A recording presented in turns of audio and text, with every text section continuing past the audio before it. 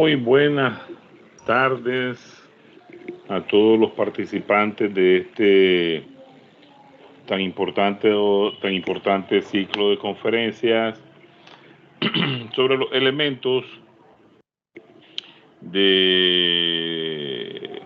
una geopolítica colonial de la Via Yala. Anteriormente tuvimos una primera intervención con nuestro miembro del CREI, analista colaborador Jorge Capelán de Uruguay, quien disertó sobre los retos políticos de la Via Yala, y la verdad fue que el tiempo se nos hizo corto, y dado lo que él expuso en la conferencia pasada, le solicitamos a Jorge que debíamos de hacer una segunda parte, sobre todo sobre las amenazas militares de la Via Yala, y la coyuntura actual nos da la razón. Estamos viendo exposiciones de altos funcionarios del gobierno norteamericano que Jorge nos va a explicar con mayor profundidad, que es lo que queremos nosotros, no solo informar, ¿verdad?, o analizar, sino inclusive hasta poner en el tapete de la alerta continental bajo una mejor interpretación de los intereses de cada uno, pues, de los componentes geopolíticos del hemisferio occidental. Sin mayores preámbulos, Jorge, te doy la bienvenida. Bienvenido nuevamente, ¿verdad?, a este ciclo de conferencias, y estudia la sesión de hoy. Éxito en tu exposición, hermano. Bueno, muchas gracias, Marmel.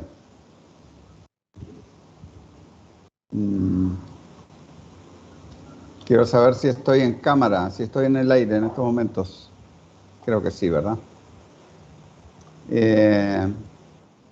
Perfecto. Entonces, yo quisiera que, primero, antes de entrar en materia, ¿no?, quiero informarles a todos los participantes que la siguiente charla será el viernes 27 a las 12 del mediodía, hora de Centroamérica y Centro de México. Y el expositor va a ser nada más ni nada menos que Ramón Grossfogel, el puertorriqueño Ramón Grossfogel, que además es investigador de la Universidad de Berkeley en California, que él va a abordar el tema de por qué una perspectiva decolonial. Realmente les invito a que vean esta exposición y la escuchen, naturalmente, hagan sus preguntas, porque Ramón es un investigador que va a dar una visión de conjunto sobre todo el tema de la geopolítica de la Via Yala, y sobre todo una visión precisamente muy política. Brian, yo te pediría que pusieras la primera imagen de la presentación, si es posible. Bueno. Están viendo en estos momentos un mapa de la Via Yala con todas las bases militares de Estados Unidos, ¿no?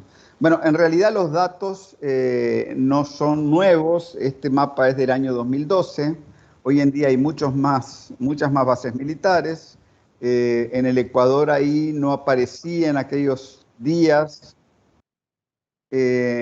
la base de Manta en Ecuador, pero ha vuelto desgraciadamente, y hay muchas bases más, ¿no? En aquel momento aparecían 74, esto es del año 2012, hoy en día se habla de más de 90. En todo caso, lo importante no es cuantificar exactamente el número de bases militares, sino dar una idea de todo el entramado de la fuerza militar imperial desplegada en nuestro Via Yala, ¿no?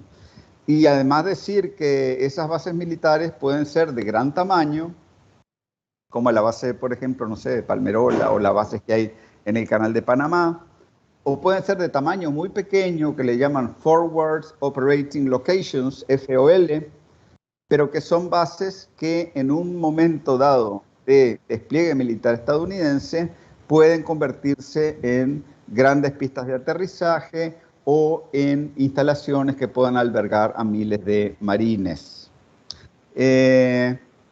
Ahora, Brian, bueno, antes de eso, ¿no? Queremos referirnos, para empezar, a unas declaraciones muy importantes que dio la jefa del Comando Sur el jueves pasado. Esta general se llama Laura Richardson. Por favor, Brian, ¿podrías mostrar el video? A pocos días de la cumbre de la CELAC, donde se sentaron las bases para la creación de una moneda común, se realizó otro encuentro más al norte, mucho más al norte. El think tank de la OTAN, Atlantic Council, organizó una charla en el marco de toda una serie de ponencias que realizan con altos cargos militares estadounidenses, y en esa reciente edición convocó a la jefa del Comando Sur de Estados Unidos, Laura Richardson. Bueno, y gracias a nuestra amiga Laura Richardson nos hemos enterado de que el Atlantic Council lleva meses con sus conferencias abiertas. Porque nuestra amiga Laura Richardson tiene una particularidad, la de hablar sin demasiado filtro. No sé si es el excepcionalismo estadounidense o qué, pero no solo llama a las cosas por su nombre, sino que luego ofrece toda una hoja de ruta a seguir para su país. Bueno, he sabido que ante cualquier problema de salud en Estados Unidos te recetan opiáceos. Bueno, y en una de esas, en esa convocatoria básicamente no se iluminó, no se eliminó todavía, no, nos iluminó con más de madera. Una bomba. Más de una hora de reflexiones sobre América Latina y sobre sus recursos naturales. ¿Por qué esa región es tan importante, con todos sus ricos recursos y elementos de tierras raras? Tienes el triángulo de litio que es necesario para la tecnología. El 60% del litio del mundo está en el triángulo del litio: Argentina, Bolivia, Chile. Tienes las grandes reservas de petróleo más grandes, crudo, ligero y dulce descubierto en Guyana hace más o menos un año. También tienes los recursos de Venezuela con petróleo, cobre, oro. China recibe el 36% de su comida de esa región. Tenemos el Amazonas, el pulmón del mundo. Tenemos el 31% de agua dulce del mundo en esa región también. Es algo fuera de lo común. Un discurso halagador, si no fuera porque de vez en cuando se le escapa el inquietante "we have", tenemos. ¿Quién tiene el Amazonas y el 31% del agua dulce del mundo?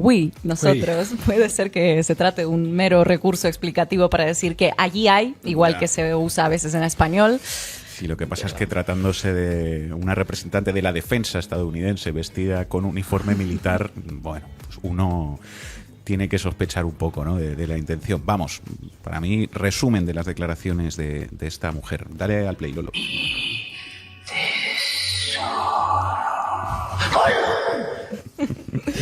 Mi tesoro. Eso es. Les voy a dar unas cifras. En el año 2022 el precio del litio se incrementó en un 400%.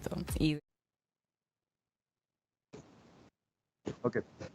Bueno, las declaraciones de Laura Richardson no dejan lugar a dudas, ¿no? Dice, ¿por qué es importante la región? Dice, con todos sus ricos recursos y elementos de tierras raras, tienes el triángulo del litio, que hoy en día es necesario para la tecnología. El 60% del litio del mundo está en el triángulo de litio: Argentina, Bolivia y Chile.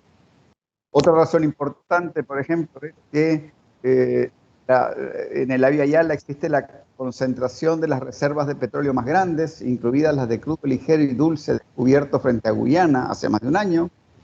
Se refirió a los recursos de Venezuela, también con petróleo, cobre y oro. La general destacó además la importancia del Amazonas, a lo que llamó los pulmones del mundo. Y también dijo que tenemos el 31% del agua dulce del mundo en esta región. Y concluyó que Estados Unidos, y agárrense bien, le queda mucho por hacer y que esta región sí les importa, ¿no? Dijo que el Abya Yala tiene mucho que ver con la seguridad nacional de ellos, y lo que también nos hace agarrarnos de la silla es que dijo que tenemos que intensificar nuestro juego. Y obviamente, refiriéndose a la seguridad nacional de Estados Unidos, no pudo hacer otra cosa que mencionar, ¿no?, a Rusia y a China también, ¿no?, indicando que Cuba, Venezuela y Nicaragua tienen relación tanto con Moscú como con Pekín. Bueno, por favor, más claro, echarle agua. No dijo esta general que lo que importaba era defender nuestra soberanía o nuestros derechos, o ni siquiera la democracia y los derechos humanos. Dijo oro, petróleo, litio, agua. Le faltó decir una cosa muy importante también, la biodiversidad que tenemos en nuestra región. Por favor, la siguiente imagen.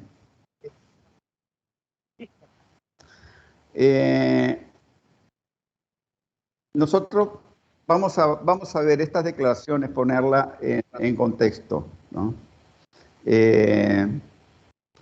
Espérame que tengo que ver la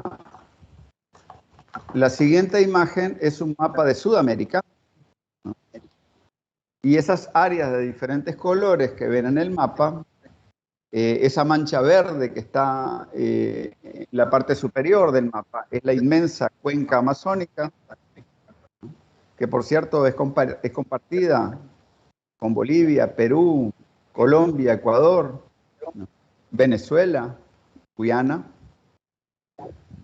Y quiero hacerles también notar, ¿no?, una cuenca que se mueve, que está ubicada en posición vertical, esa mancha morada que está en la parte inferior, en el centro de la parte inferior del mapa. Esa es una cuenca muy importante, que es la cuenca del río Paraná y Paraguay. Estas cuencas no solamente son grandes reservorios de agua, son importantísimas vías tanto para la salida de recursos y de materias primas del corazón de la Vía Yala hacia el mercado mundial, como también vías de penetración, ¿no?, de recursos externos hacia la región. Y cuando hablamos de recursos externos y estamos hablando en el terreno militar, estamos hablando también de naves militares, de material militar, ¿no?, de tropas de intervención, de maneras de penetrar en lo profundo, en las profundidades de la Vía Yala, ¿no? Y eso, desgraciadamente, son cosas para las cuales el Comando Sur de los Estados Unidos y todo el ejército estadounidense y la OTAN, obviamente, continuamente entrenan y preparan. Vamos a ver ahora un pequeño corto, unas declaraciones del presidente Gustavo Petro, que a inicios de septiembre anunció un acuerdo con la general Laura L. Richardson, la comandante, la jefa del Comando Sur de los Estados Unidos, nada más ni nada menos que para desplegar helicópteros Black Hawk para supuestamente combatir incendios en la Amazonía. Por favor, Brian.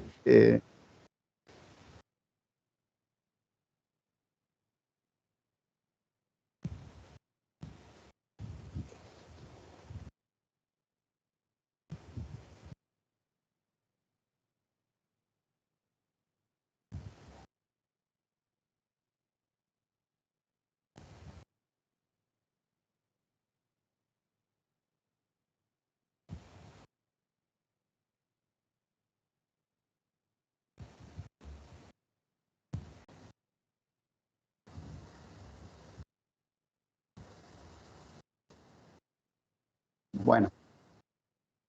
Aló. Bueno. Entonces, en estas declaraciones, Gustavo Petro decía textualmente: yo lo que intento es llevar el diálogo con los Estados Unidos a un eje diferente, que es el tema de la crisis climática. Y de ahí la importancia de la selva amazónica. He logrado... ¿Perdón? Yo lo que intento es llevar el diálogo con los Estados Unidos a un eje diferente, que es el tema de la crisis climática, y de ahí la importancia de la selva amazónica. He logrado algunas cosas. La conversación con la OTAN, de la cual somos miembros, no sé, un estatus rarísimo ahí, pero ahí estamos metidos, creo que es el único país latinoamericano en eso, es llevar a la OTAN al cuidado de la selva amazónica, prestando una colaboración tecnológica al respecto. Con los Estados Unidos hemos logrado que se cree ya la primera unidad militar con helicópteros estos de Black Hawk 12, que será la primera unidad más que militar policial de apagar incendios en la selva amazónica. Es un cambio completo en lo que siempre ha sido la ayuda militar norteamericana a Estados Unidos, y ya es un logro. Ya están 3 helicópteros en esa función. Y quiero seguir jalonando un poco de ese hilo, porque me parece que por allí se puede construir un diálogo mucho más positivo con los Estados Unidos que lo que hasta ahora ha sido la mal llamada guerra contra la droga.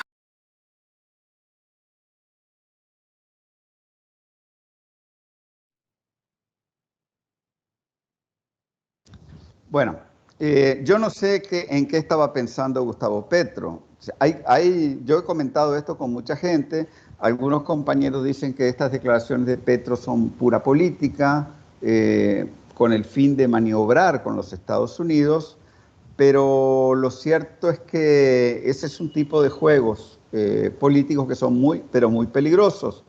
Los países débiles o sometidos que se ponen a jugar ese tipo de juego, por lo general en la historia obtienen muy malos resultados. Los helicópteros Black Hawk, como es sabido, no se caracterizan por apagar incendios, sino más bien por causarlos. Y el hecho es, o sea, no es porque Colombia sea un país soberano, ya sabemos que es uno de los países que alberga más bases militares con respecto a su área, ¿no? Y ha sido uno de los principales receptores de la mal llamada ayuda militar estadounidense, y además, ¿no?, es un miembro de facto de la OTAN, pero sí creemos que simbólicamente es un gesto que dice mucho acerca de la seriedad de llevar adelante una política independiente de parte de Colombia en lo que tiene que ver con la geopolítica regional.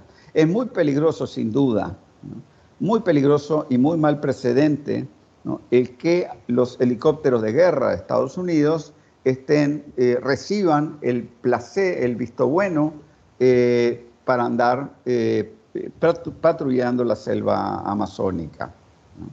Pero eso no es lo único que hay con respecto a Petro y la Amazonía. El 11 de noviembre, Petro dijo que el presidente francés Emmanuel Macron le ofreció, entre comillas, ayuda con el tema de la preservación de la Amazonía y con su proyecto de reforma agraria, que por cierto es una de las promesas clave de la campaña de Petro, y que por cierto también es una necesidad imperiosa no solo de Colombia, sino de la mayoría de los países de nuestra región. Ahora, no se sabe exactamente qué fue lo que Macron le pidió a cambio a Petro, pero para tener una idea de su compromiso con la Amazonía, en 2019 el francés imperiosamente instó a las naciones del G7 a intervenir. Dijo, es una crisis internacional. De ese llamado se hicieron eco Antonio Guterres, el secretario general de la ONU, al igual que líderes políticos de otras antiguas potencias coloniales o potencias con ambiciones coloniales como Alemania. Hay que decir que esto no es antojadizo. Como potencia nuclear y antigua potencia colonial, Francia cuenta con su departamento de ultramar de la Guayana Francesa, que es fronterizo con Brasil y a escasos 500 kilómetros de la desembocadura del río Amazonas. O sea que con estas pláticas que han tenido Macron y Petro, Francia se ubica, ¿no?, en la desembocadura y en una de las zonas del nacimiento del río Amazonas, ¿no? La Guayana francesa no es cualquier territorio de ultramar. Desde ahí, recordemos, Francia lanza sus cohetes espaciales Ariane, ¿no? Además, otra cosa que es muy importante tomar en cuenta con respecto a Francia y la Amazonía, ¿no?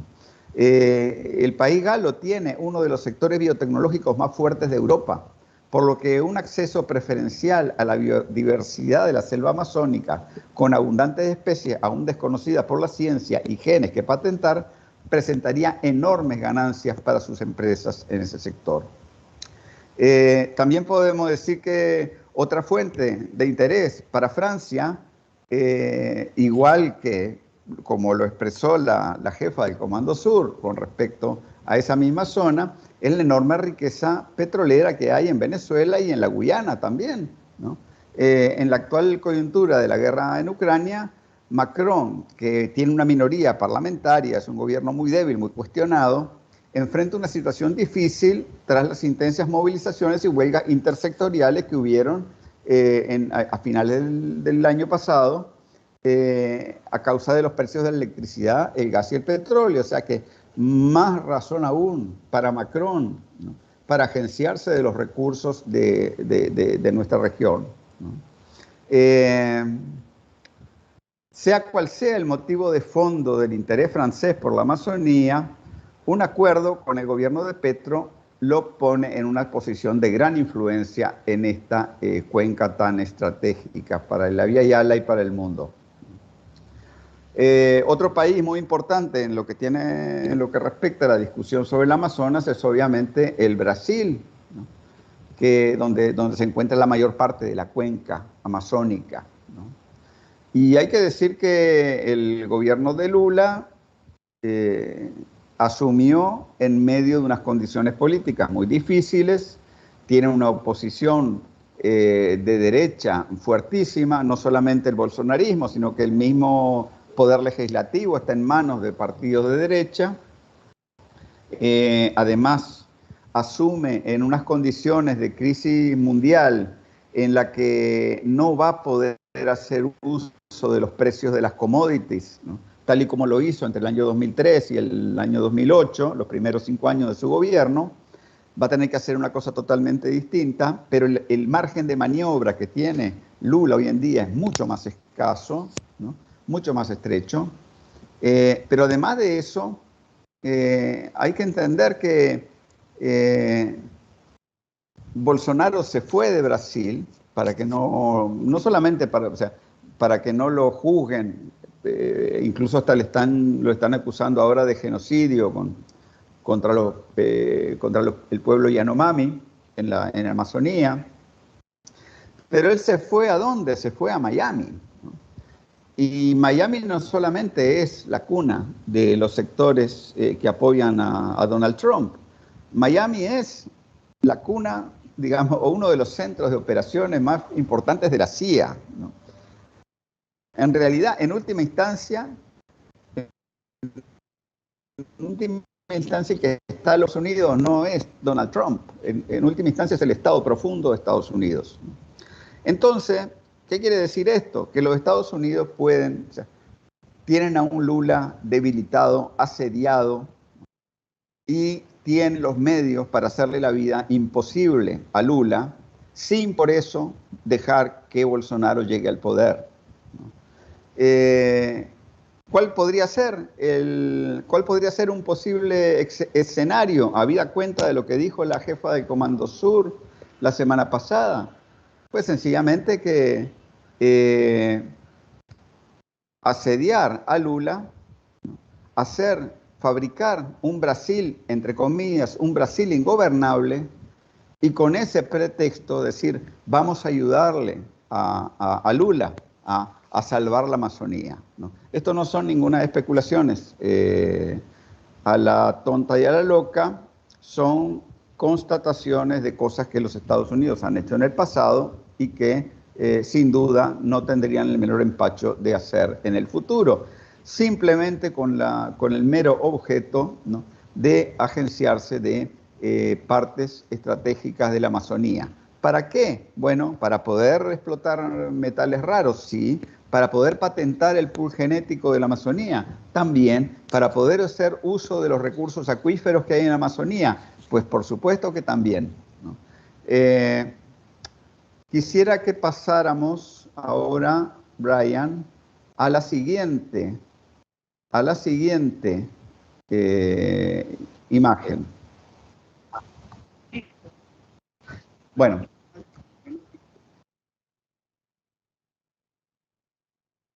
lo que están viendo en estos momentos es la cuenca del río Paraná y Paraguay, de la que les hablé, y que, como ustedes ven, nos lleva, ¿no?, de Montevideo y Buenos Aires a las profundidades, ¿no?, del Paraguay, a Sucre, ciudad muy importante en Ecuador, y a las profundidades, y a Brasilia, ¿no? Y obviamente prácticamente como que se toca con la parte sur de la cuenca amazónica. Pues resulta que en esta cuenca tan importante se está tratando de hacer un dragado, unas labores enormes, ¿no?, y realmente una escala faraónica de dragado para despejar, ¿no?, lo que se llama la hidrovía del río Paraná. A fines de octubre, parlamentarios de Mercosur advirtieron sobre la existencia de un acuerdo sobre la posible participación de ingenieros del Ejército de Estados Unidos en el dragado y ampliación de esta hidrovía, ¿no? De ahí sale o sea, esta es una vía de salida muy importante para la producción agrícola y minera del Cono Sur. Esta hidrovía pertenece a la cuenca hidrográfica del Río de la Plata, que es esa, digamos, el río que hay o el estuario, mejor dicho, que hay entre Montevideo y Buenos Aires, y es una de las cuencas más largas del continente que va en dirección norte-sur, limitando con la cuenca amazónica. La denuncia que hicieron los parlamentarios del Mercosur fue recogida por el gobierno argentino, que de inmediato hizo un reclamo al Estado paraguayo, que era el responsable del acuerdo con los Estados Unidos. El fin que tiene esta hidrovía es permitir la navegación de naves de gran calado con grandes volúmenes de carga los 365 días del año, rectificando el trayecto y eliminando islas y otros obstáculos. La presencia de especialistas del Ejército de Estados Unidos le da al proyecto un carácter muy distinto a lo que originalmente se presentó como una obra civil. Ojo, ¿no?, están participando ingenieros de alto nivel, o sea, aquí no están construyendo un puentecito, ¿no?, ingenieros de alto nivel del Ejército de Estados Unidos, ¿no? Y pongamos esto en relación con las declaraciones de la jefa del Comando Sur la semana pasada, ¿no? ¿Por qué estaría interesado en participar en esta obra el Ejército de Estados Unidos? Bueno, el diputado nacional por el Chaco, Juan Manuel Pedrini, decía: todos sabemos que una de las excusas que usa Estados Unidos para desembarcar en los países, si no es la ayuda humanitaria, es la lucha contra el narcotráfico. Según Pedrini, la creciente presencia china en América Latina incomoda a Washington y Paraguay. Es el único país de la región que no tiene relación diplomática con Beijing, con lo cual el plan maestro norteamericano también responde a los movimientos de la geopolítica global. A todo esto se puede agregar que esta hidrovía representa un medio excepcional para acceder al corazón de América del Sur. En fin, por favor, Brian, la siguiente imagen.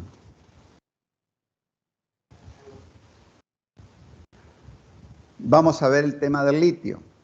Y la imagen que estamos viendo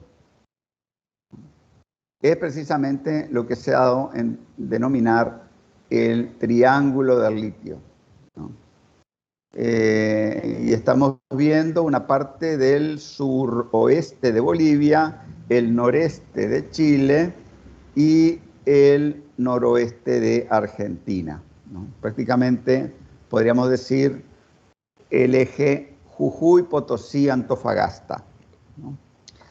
Ahí, en esa zona, las manchas que están en un celeste más claro, son los grandes yacimientos de litio, las grandes planicies, planicies saladas, pues, de litio, ¿no?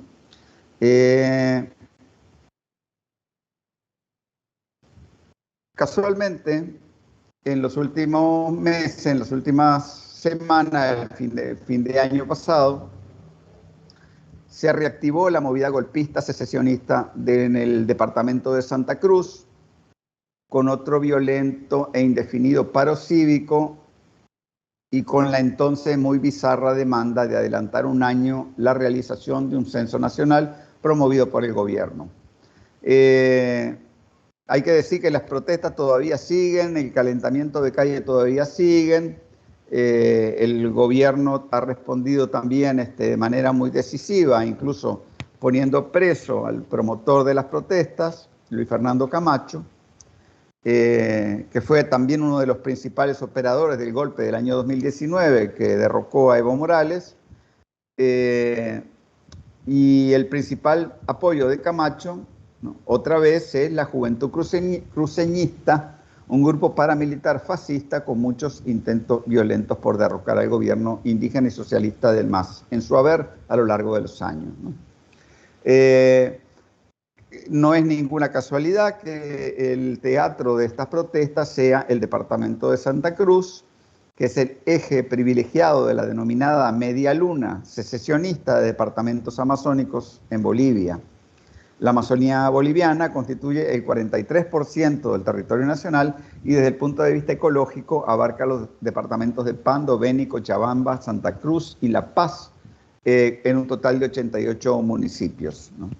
Obviamente, la inmensa mayoría de esos municipios apoya al gobierno del MAS, pero hay grupos muy fuertes de fascismo, ¿no?, especialmente ahí en Santa Cruz, ¿no? Hay que decir una cosa que tal vez hoy en día no se dice mucho, por lo menos no fuera de Bolivia, ¿no? Es que la partición, o sea, la idea de partir Bolivia se planeó mucho antes de que Evo Morales llegara al poder a finales de 2006. Hay un señor que se llama Mark Falkov, que fue asesor de la administración Bush para América Latina y que fue una figura destacada en la política latinoamericana de Estados Unidos durante 30 años, ¿no? He visto como uno de los ideólogos del plan imperial para destruir al país andino. Falkov en 2003 escribió, en 2004 escribió un artículo que fue publicado en la revista American Outlook del Instituto de Empresas Americano, uno de los tanques de pensamiento de la patronal estadounidense, un artículo en el que él preguntaba, los últimos días de Bolivia. En ese artículo, Falkov predijo la división étnica de Bolivia tras la oleada de levantamientos populares que desembocaron en el derrocamiento del presidente Sánchez de Lozada en 2003. En ese artículo, Falkov escribía que un hecho fundamental sobre Bolivia, a saber que es una sociedad dividida a lo largo de dos grandes líneas de fractura, la raza y la geografía. La República tiene dos regiones distintas, el altiplano andino, departamento de Potosí, La Paz, Cochabamba y Oruro, y una media luna de departamentos situados en las zonas más bajas, tropicales o semitropicales, que serían Pando, Beni, Santa Cruz, Chuquisaca y Tarija. Falkov contrastaba en ese artículo la situación de Bolivia andina, pobre, con cultivo de coca para fabricar droga, violenta, subdesarrollada y levantisca, es decir, que protestaba mucho, con la próspera Santa Cruz, que generando 51% de los ingresos solo recibía, entre comillas, un pequeño porcentaje de las ganancias generadas por el petróleo y el gas. Por esa misma razón, Falkov recomendaba una nueva constitución que, según su punto de vista, debería, entre comillas, remediar la necesidad de descentralizar la autoridad y los recursos, acompañada, entre comillas, de un verdadero intento de solución federal con una redistribución regional de los recursos y una política energética racional. Es decir, vamos a ver, espérame. Vamos a ver cómo está esto.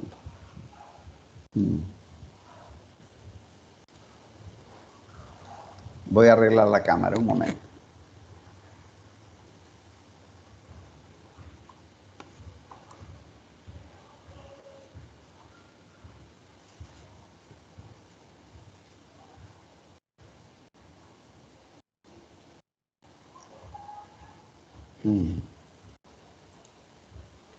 Espérame.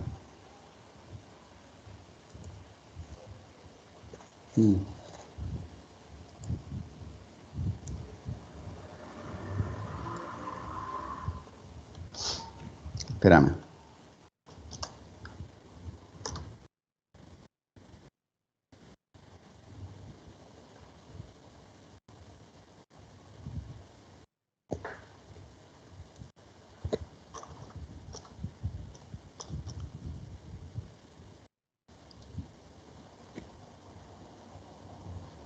¿Se ve?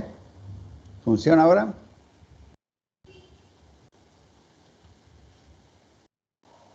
¿Funciona la cámara?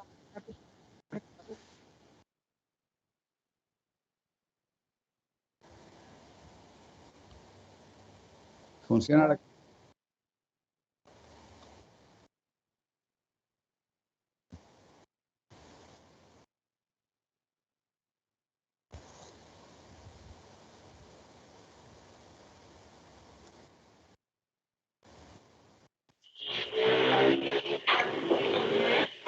Sí, excelente, Jorge. Lo que nos estás explicando solo me recuerda aquella frase del jefe.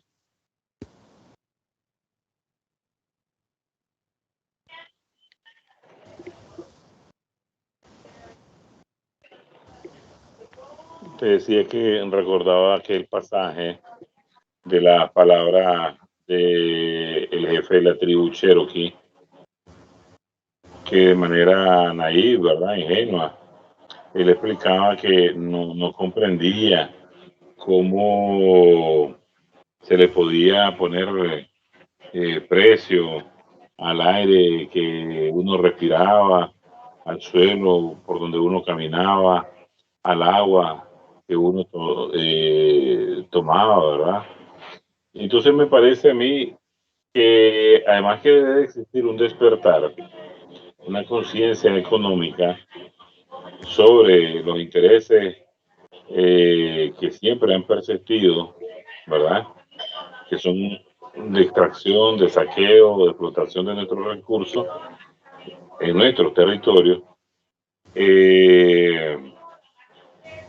debe haber todo un despertar de conciencia sobre esto, una alerta, porque igual pasa en los planos internos de cada país, donde se apropian de los recursos de los pueblos originarios y los explotan a favor de la élite de poder de cada estado-nación.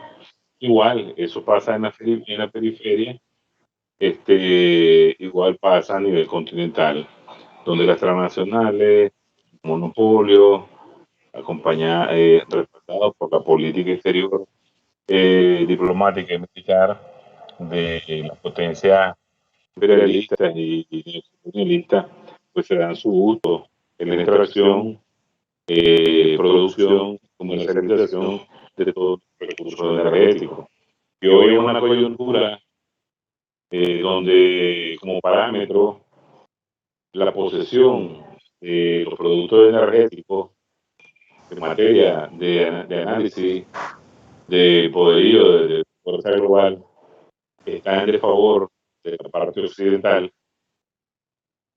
Entonces es lógico todo ese discurso desmedido de la jefa del Comando Sur, ¿verdad? Despachado, declarado, pero para ello con una lógica racional, imperialista de proteger los recursos estratégicos del continente para sus propios intereses, beneficio y bienestar económico, en detrimento de nuestro pueblo. Adelante, Brian. Sí. Bueno, hay que decir también, ¿no?, que mucho de esto tiene que ver con territorios donde hay determinados recursos, ¿no? En este caso, por ejemplo, Falkov hablaba hace 20 años prácticamente, 19 años, ¿verdad? Él hablaba de federalizar Bolivia, ¿no? Este plan que tenía Falkov entonces, ahora se ha hecho un poco más complejo con todo el tema del Triángulo del Litio, pero sigue la misma lógica, ¿verdad? Y es tratar en realidad de dividir en pedazos a los países para controlar recursos, ¿no? Ellos no están interesados en, por ejemplo, como hizo Pinochet en Chile, en imponer el neoliberalismo en toda la sociedad chilena y crear un nuevo régimen, ¿no?, sino que ellos sencillamente están buscando enclaves, ¿no? Estamos volviendo, retrotrayéndonos a las etapas más negras, ¿no?, del colonialismo, ¿no? Sería un neocolonialismo el que estarían tratando de implementar ahora, sencillamente para tomar el control directo de los recursos. Y esto es muy peligroso porque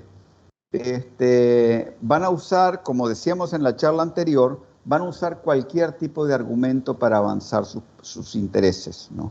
Van a avanzar la carta indigenista o van a avanzar la carta fascista, ¿no? O pueden usar, yo qué sé, la carta feminista o cualquier otra carta que ellos consideren que puede tener pegada en determinadas sociedades que ellos quieran dividir. Lo que nuestros pueblos tienen que tener es una conciencia civilizatoria y una conciencia geopolítica, ¿no? Yo quisiera, para finalizar, ¿no?, en esta charla, hacer algunas observaciones sobre las discusiones de los militares sobre estos temas, porque sí hay muchos militares en diferentes países que se empiezan a preocupar porque se dan cuenta que hay una genuina ambición imperialista de destruir nuestras sociedades, pero el problema es que no se han planteado la pregunta de fondo, ¿no? Nosotros no podemos dar por sentado estos estados bicentenarios que tenemos en el Abya Yala, ¿no? Es decir, los estados que se formaron, los estados-nación que se formaron en el siglo XIX, con la independencia criolla, ¿no?, de España. ¿Por qué? Porque como lo decíamos en la charla anterior, ¿no?, en primer lugar, estos estados bicentenarios, en muchísimos casos, fueron paridos, ¿no?, con la participación de embajadores y de otros operadores de las potencias colonialistas en ascenso en aquel momento, como Francia, como Inglaterra. Caso en Uruguay, por ejemplo, es un caso muy conocido, el papel que jugó el embajador Lord Palmerston en crear al Uruguay como un estado tapón entre Argentina y Brasil, ¿no?, para que no se pelearan entre ellos y dejaran fluir las materias primas del Río de la Plata y de la cuenca del Paraná hacia los mercados ingleses, ¿no? Eso pasó en todo, o sea, todos nuestros países están articulados en función del mercado mundial de ellos. Entonces nuestro nacionalismo tiene que ser un nacionalismo sobre bases nuevas, sobre unas bases civilizatorias nuevas, ¿no?, y un nacionalismo que reconozca las identidades originarias de nuestros pueblos, ¿verdad? Los militares no están formados en las academias, a los militares no se les enseña, por lo general, ¿no?, a cuestionar a estos estados bicentenarios. Antes de la discusión meramente táctica militar, tiene que haber una claridad de fondo sobre el tema de la plurinacionalidad. También hay que decir, y lo hemos dicho en muchas otras ocasiones, que solo a los pueblos de aquí, del Abya Yala, solo a nuestros pueblos, les corresponde construir su propio proyecto civilizatorio, justo, inclusivo, diverso y en armonía con la Pachamama. Eso no lo pueden hacer los chinos, ni los eslavos, ni los árabes, ni los africanos, y muchísimo menos los europeos.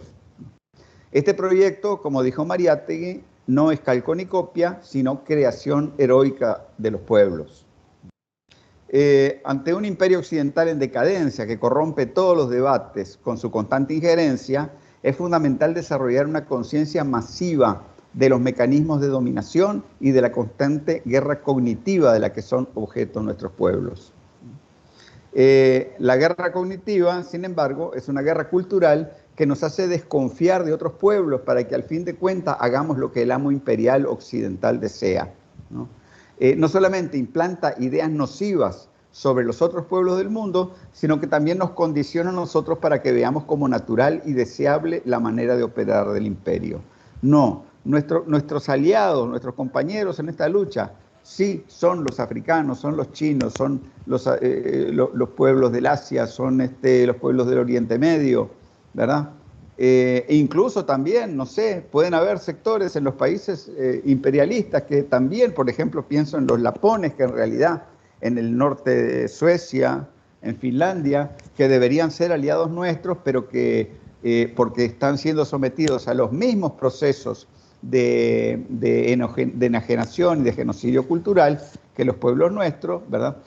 Pero que no llegan a ver las verdaderas implicancias de toda esta política imperial, ¿no? Afortunadamente, los pueblos pueden vencer a la manipulación imperial, como lo demuestran las derrotas de las revoluciones de colores, entre comillas, imperiales, que han impulsado contra Venezuela, contra Nicaragua, contra Bolivia y recientemente también contra Cuba, ¿no? Para salir del perverso círculo vicioso de la guerra cognitiva del imperio, los pueblos necesitan tener conciencia civilizatoria y conocer mejor los mecanismos y tecnologías actuales de la dominación imperial, pero también deben conocer sus propias raíces. Los pueblos que saben quiénes son no pueden ser derrotados por la guerra cultural del imperio. Muchas gracias.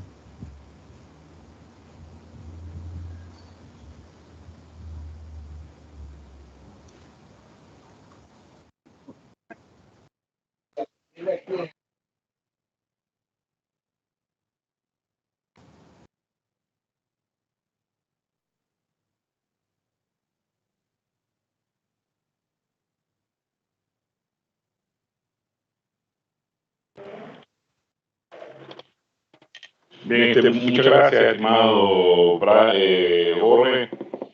Me parece que ha dado muchas luces, sobre todo ante estos discursos nefastos, ¿verdad? De intereses económicos, geoeconómicos, de estos funcionarios del Departamento de Defensa, ¿verdad? El gobierno norteamericano. Y es correcto, pues, nuestros pueblos necesitan un despertar de la conciencia civilizatoria, ¿verdad? Sobre la base del conocimiento de qué recursos tenemos, cómo estos recursos nos pueden ayudar a seguir adelante y no seguirlos entregando, ¿verdad? A la explotación total para el beneficio de la economía occidental. Yo, en nombre del Centro Regional de Estudios Internacionales, te agradezco tu exposición en esta segunda parte, en esta segunda entrega, y con mucha ansiedad esperamos al tercer expositor, que tengo entendido será el viernes, y no sé si nos puede dar algunas luces sobre el tema que va a tratar, quién lo va a tratar, a qué hora va a ser. Muchas gracias y te felicito, hermano, por la exposición. Gracias, Manuel. Bueno, el viernes, le repito, ¿no? 12 del mediodía, hora de Nicaragua, hora de Centroamérica y hora del centro de México. Tengo entendido que en Los Ángeles va a ser a las 10 de la mañana. Entonces, el expositor es un expositor de lujo, es Ramón Grossfogel. Es un investigador puertorriqueño que tiene una visión muy profunda sobre todo este tema de la decolonialidad y para qué, y justamente él va a hablar, ¿no? Él va a hablar sobre el tema de la decolonialidad, ¿no? ¿Qué significa? Así que les recuerdo que vayan, ingresen a la plataforma de cursos del CREI, eva.webcrei.com, y si no, vayan al canal de YouTube, .suspensivos.crei, para poder disfrutar de esta entrevista. Muchas gracias. Bien.